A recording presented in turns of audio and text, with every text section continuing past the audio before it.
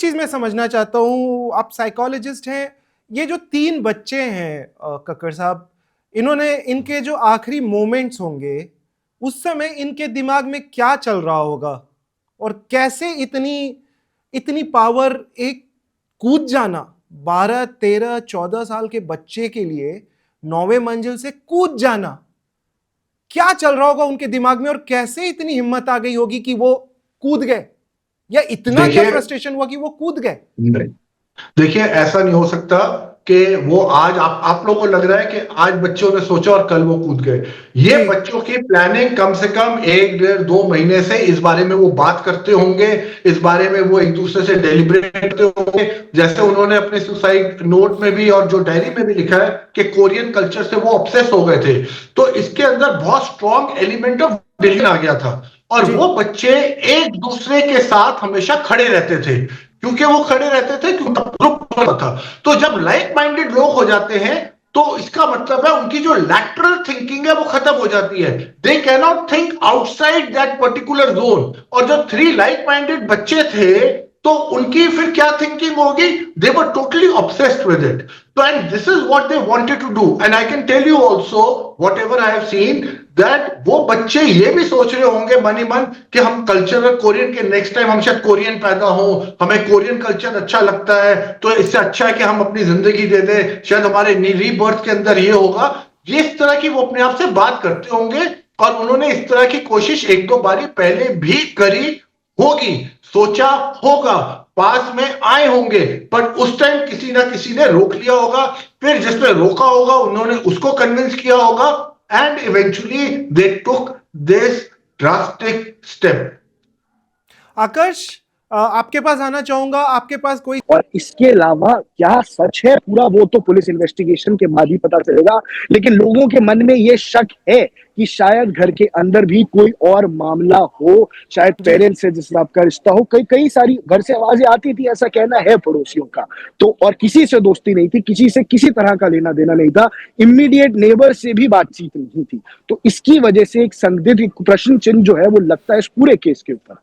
शुक्रिया आकाश, thank you, आपने जो वहां से इंफॉर्मेशन दी। चलिए अब हम इसके आखिरी पड़ाव पे हैं जो हमारा अभी डिस्कशन चल रहा था। भूषण साहब, अब आपसे एक आखिरी कमेंट लेंगे कि आपका मैसेज क्या होगा जो पेरेंट्स हैं हमारे भारत के और जिनके बच्चे हैं, आपका आखिरी मैसेज क्या होगा और आप क्या बोलना चाहेंगे कि हम कैसे अपने बच्चों को सुरक्षित रख सकें, और सरकार के लिए भी जो हमारा सिस्टम है उसके लिए भी आपका क्या मैसेज होगा, क्या रिक्वेस्ट होगी कि हम इन सब चीजों को थोड़ा कंट्रोल कर सके, रोक सके, हमारे बच्चों की जान बचा सके? देखिए नागेंद्र जी, ये कोविड का आफ्टर इफेक्ट आप इसको काउंट कर सकते हैं, क्योंकि हमारा समाज एक ट्रांजिशन पीरियड के अंदर है। कोविड ने बहुत सारी पिक्चर समाज की चेंज कर दी हैं।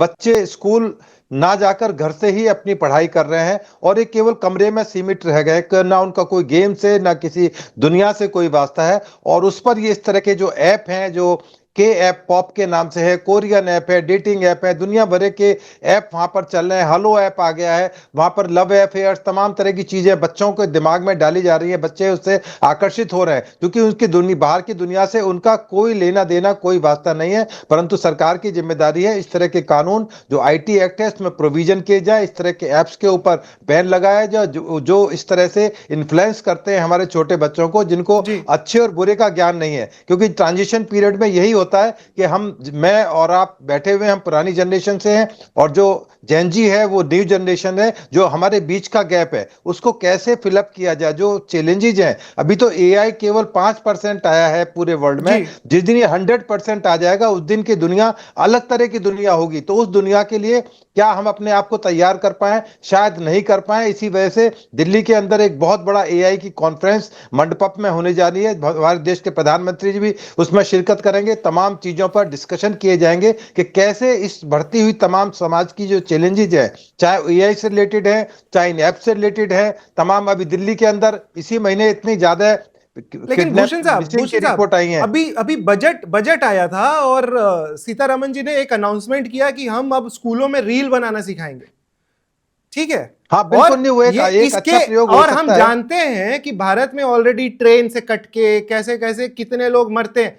हम उस कंडीशन, उस पोजीशन में हैं क्या कि हम इन सब चीजों पे अभी एक्सपेरिमेंट करें? मतलब IITs बंद करके हम रील बनाना सिखाएं? नहीं, वो सारी चीजें भी समाज के अंदर रहेंगी, वो पैरेलल रहेंगी, उसमें कोई नुकसान नहीं है। पर जो इन बच्चों की जो स्थिति है, चाहे उनकी आर्थिक स्थिति की वजह से वो स्कूल नहीं जा पा रही थी, एक वजह ये भी हो सकती है कि चूंकि वो लड़कियां थी, लड़के नहीं थे। लड़के होते तो शायद उनको स्कूल भेजने का पेरेंट्स छोटे मोटे स्कूल में डाल सकते थे। तो इसलिए ये भी एक बहुत अहम मुद्दा है। दूसरा जो अभी आपने बताया कि उनकी 2 वाइफ थी, दोनों बहनों की ही साथ उन्होंने शादी कर रखी थी या लिव इन में रह रहे थे, तो ये बहुत बड़ा एक इंट्रिकेट जटिल एक मामला है। इसकी इन्वेस्टिगेशन जब पुलिस करेगी, पोस्टमार्टम रिपोर्ट आएगी, जो मोबाइल्स हैं उनकी कॉल डिटेल्स हैं, किन लोगों के कॉन्टेक्ट्स में थी, कौन कौन से ऐप वो देखती थी, वो तमाम इन्वेस्टिगेशन के बाद ये पिक्चर क्लियर हो पाएगी कि तीनों बच्चियों ने जो सुसाइड किया है उसके पीछे और भी कोई कारण थे या नहीं थे। ये वक्त आने पर इन्वेस्टिगेशन जब वाइंड अप हो जाएगी, क्लोज हो जाएगी, तमाम FSL की रिपोर्ट्स और तमाम रिपोर्ट्स आ जाएंगी, उसके बाद ये चीज डिसाइड हो पाएंगी व्हाट वेंट रॉन्ग और क्या असलियत थी। Let us wait for the outcome of the investigation. Kakkar साहब, आखिरी कमेंट। देखिए, मैं ये कहना चाहूंगा कि पेरेंट्स को अपने बच्चों के साथ क्वालिटी टाइम स्पेंड करना चाहिए। अब सवाल है क्वालिटी टाइम होता क्या है। अब मैं आपके दर्शकों को ये बता दूं, क्वालिटी टाइम ये नहीं होता बच्चों के साथ सिर्फ बैठ जाना या उनको कुछ एडवाइस देना। आपको ये देखना है आपका जो इंटरेस्ट है, बच्चे का इंटरेस्ट है, वो क्या मैच। फॉर एग्जाम्पल, आप बच्चे को कोई भी किताब अगर पढ़ा सकते हैं, चाहे इंग्लिश हो जाए या हिंदी हो जाए, फिजिक्स हो जाए, हिस्ट्री हो जाए, सिविक्स हो जाए, बच्चे के साथ आपने क्या करना है, आपने एवरी ऑल्टरनेट डे आपने सिर्फ 1 घंटे के लिए बैठना है और उसको वो वाला चैप्टर आप पढ़ाइए। जब आप बच्चे के साथ वो बैठेंगे तो बच्चा ऑटोमेटिकली आपके साथ आहिस्ता आहिस्ता खुलना शुरू होगा, आपको बच्चे का समझ आएगा। दूसरा, आप कोई क्रिकेट मैच देखते हैं, कुछ देखते हैं, बच्चे के साथ देखिए, कोशिश करिए कि बच्चे को बीच बीच में या जैसे, क्योंकि नॉर्मली क्या होता है, बच्चे आज की डेट में पेरेंट्स के साथ बैठते नहीं है।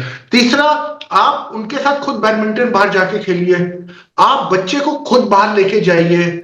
आप कहीं पे भी जाते हैं, आप ये मत बोलिए। प्रॉब्लम क्या आती है जब हम, जिसको हम क्वालिटी टाइम की डेफिनेशन गलत है कि हम जब बच्चे को कहते हैं हम बच्चे पे माइक्रो मैनेज कर रहे हैं, उसको ये बोल रहे हैं तुम इस टाइम ये करो, तुमने पढ़ा है कि नहीं पढ़ा, तुम पढ़ाई करो।